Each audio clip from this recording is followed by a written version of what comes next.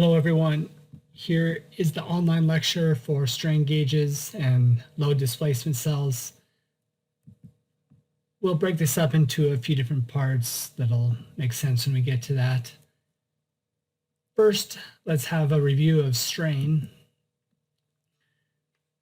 So first, I guess let's just start at the top left here. We have stress. So sigma, you should remember this is force over area. So you're going to have units like PSI or pascals, newtons per meter squared. And then maybe we should skip down here. Stress can be related to strain through Young's modulus through Hooke's law. So now we're getting to that concept of we're applying a force. There's a certain amount of stress because it's over an area. We get that object, the cylinder in this case, stretches out. That elongation, that gives us our strain. So that change, the elongation, the change in length divided by the original length, that is our strain. So here we have a stress strain plot, this elastic region here. This is governed by Young's modulus. So that is where we're getting that relationship. And then we have yield strength, strain hardening, ultimate strength, necking, fracture, all of that. So you should be familiar with that. But the biggest takeaway here is what strain is, what it is conceptually, and how we relate that to stress through Young's modulus, which is the slope of this region. And then, so that was all unidirectional, uniaxial stress. We should keep in mind that there's also transverse strain and shear strain. So there are relations that we should be aware of or we should know, and we're just reviewing here. But that first one is just conservation of mass provides the following relationship between the axial strain and the transverse strain through Poisson's ratio. So right here, you should be very familiar with that. The negative sign here indicates that as length goes up, so say we have this object, we stretch it out, that length goes up, the diameter goes down through conservation of mass.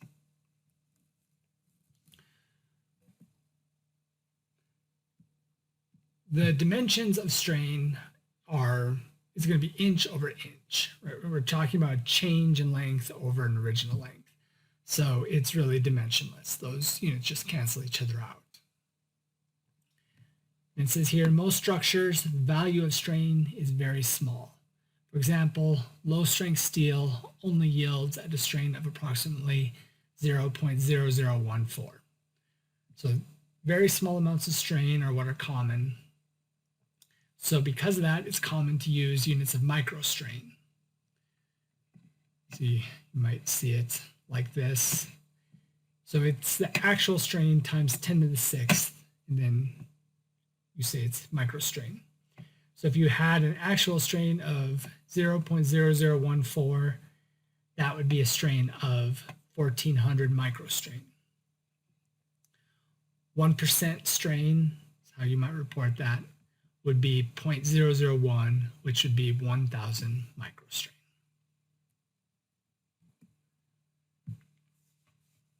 So that is our review of strain. Now we're getting more into how and why do we use it in measurements.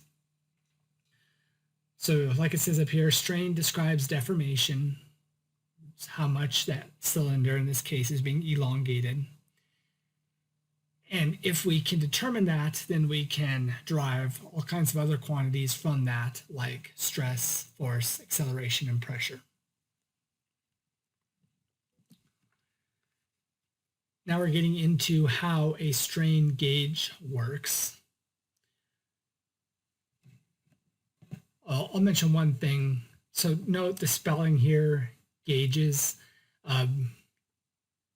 For most of the population, Gauges is the more common, more correct spelling, but engineers often, or even more often, use this spelling. So I don't know if that's just because we're living up to our reputations of being semilingual, but that's the way it is. Anyways, the way that the strain gauge works, we can understand the concept of that by looking at this here. So say we have a beam supported at its ends, and then we suspend this thin wire off of it. And the length of that wire, we'll use it as L. Now say we apply a force. When we apply the force, it bends down. These 2 points are going to move apart, and we're going to stretch this wire out. So the length becomes the length plus delta L. So our length plus our strain. Stretching the wire causes a change in its electrical resistance. So to explain that part, let's look at this equation. You should remember this back from the RTDs. It's how you calculate initial resistance. So we have the resistivity times the length over the cross-sectional area. So if we change the length of this wire, we're going to change the resistance, right? Increase in length, increase in resistance. So measuring the resistance is a detector of strain. Ultimately, also, as you should remember from the RTDs, we don't measure resistance directly, we measure voltage. So a voltage divider or a Wheatstone bridge is going to come into play here at some point, but ultimately we're measuring voltage so we can determine the resistance, so we can relate that to the strain, so that we can relate that to any of the other quantities we might want. That wire that we talked about up here, essentially that is the strain gauge. That's the concept behind it. An actual strain gauge, it has this foil. So this is the wire, and it's on a plastic backing, electrically insulating backing. So the direction of strain is in this direction, and there's all these switchbacks on itself. If we were in class and this wasn't online, I would be asking, why do you think that is? Maybe I'll give you a second here or two to think about that.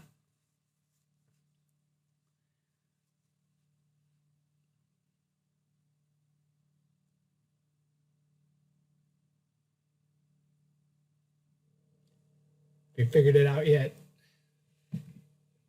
The reason is we're going to get that elongation in each section. So it's going to total up to a greater elongation. So we're going to get a higher sensitivity out of it. So here they talk about soldering pads for connecting wires. A lot of the strain gauges you might buy would come with wires already soldered on there. One of the labs that we normally do, normally you would be doing this, it won't happen this semester obviously, but you would be getting a strain gauge and you would be adhering it to a bored-allen tube, and then you would be soldering leads onto the little leads that come with the strain gauge that are attached here. We'll simulate that lab for you, so you'll see what happens. You won't actually get to do the soldering this semester with us, though. So we brought up that equation again for resistance based on the resistivity of the wire, length of the wire, and the wire cross-sectional area. We're going to manipulate this a lot to get to some useful identities. So first, we take the log of both sides, separate terms, and differentiate. So we get this. What's happening here is we relate small changes in resistance to changes in resistivity, length, and cross-sectional area. Now some of this we're going to make into what are likely more familiar terms. This change in length over length, that is the axial strain. And then this change in area over area, that term can be evaluated further.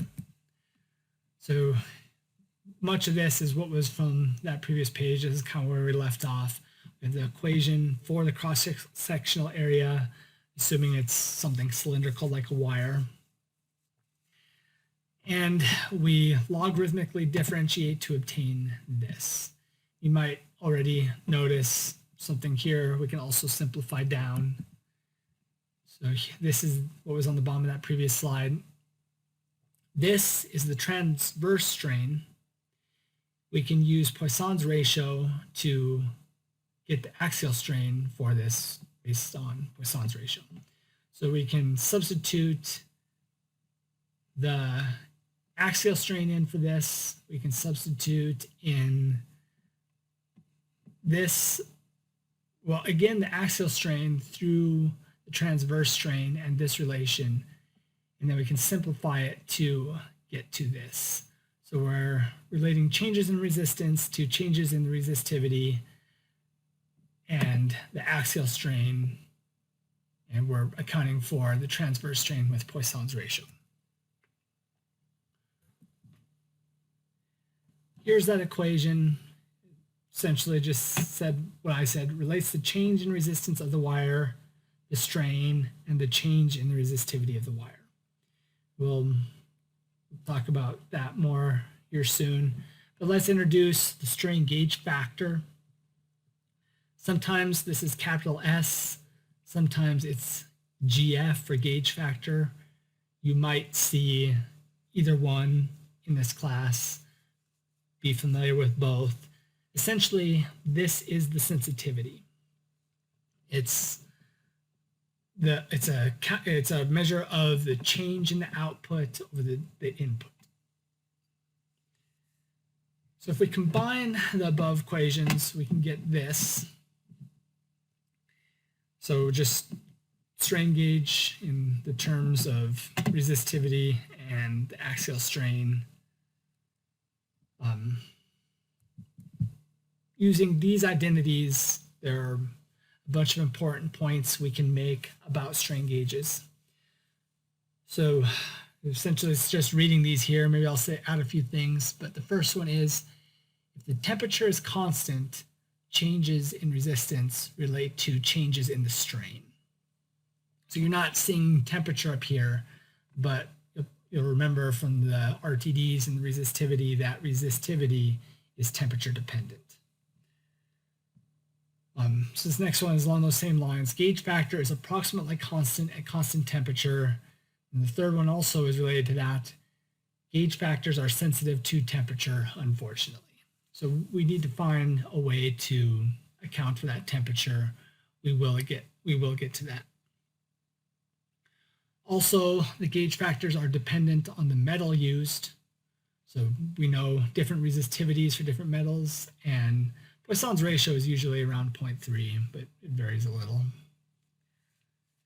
And then gauge factors typically range. So here we're just talking about the range of most metallic gauge factors. That is from 2 to 6, and 40,000 microstrain can be measured routinely. So that'd be 4%. Special gauges can measure up to 200,000 microstrain, which would be 20% elongation. There are also semiconductor strain gauges. Here you get a much higher sensitivity, or much higher gauge factor. Up to 125 is common. The thing is, though, you don't have as much of a range. They're not as ductile. They normally only measure up to 3,000 microstrain. They are commonly used in pressure and acceleration transducers, so things where you need, you don't need a big range, but you need really high sensitivity. Now, normally I would do an example at this point, and I think it also helps both me in the creation of these videos and also you probably in your sanity if we break these videos up a little bit. I'm going to stop this video here, and I will post a PDF of the example I would go through. So you should stop this video, go and look at that example, make sure you understand it, then come back and we'll continue on with this lecture.